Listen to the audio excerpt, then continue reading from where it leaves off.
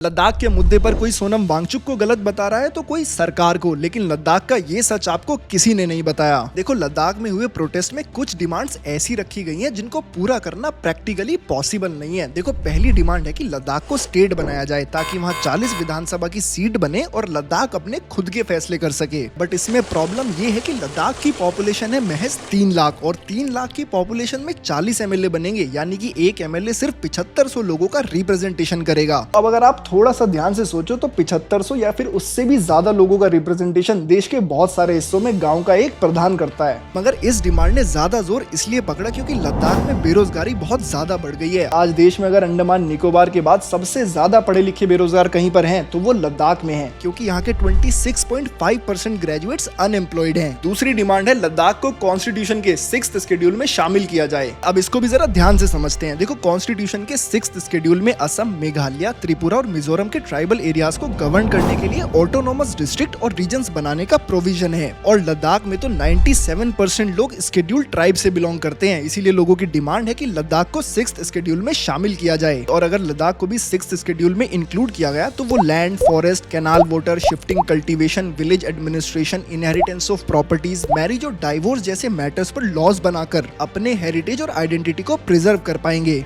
और इसलिए मेरे हिसाब से भी ये वाली डिमांड तो बिल्कुल जायज है। मगर इस पर सरकार का कहना है कि भाई नेशनल सिक्योरिटी की वजह से ये डिमांड्स पूरी नहीं की जा सकती। दरअसल देखो, ये बात सब लोग जानते हैं कि चाइना और पाकिस्तान के साथ लद्दाख बॉर्डर शेयर करता है और यहाँ पर सियाचिन, गलवान और डोकलाम जैसे सेंसिटिव इलाके हैं। और अगर लद्दाख को स्टेट बना दिया जाए तो स्टेट गवर्नमेंट को ज्यादा कंट्रोल मिलेगा, लेकिन सेंटर को लगता है कि डिफेंस और फॉरेन पॉलिसी से रिलेटेड मैटर्स में डायरेक्ट सेंटर का ही कंट्रोल होना जरूरी है। अब दोस्तों, ये था अभी तक का करंट सिनेरियो और आपके अकॉर्डिंग इसका क्या सॉल्यूशन है मुझे कमेंट सेक्शन में जरूर बताइए। और ऐसी इन्फॉर्मेटिव वीडियोस के लिए फॉलो करें अनिकेत ठाकुर को।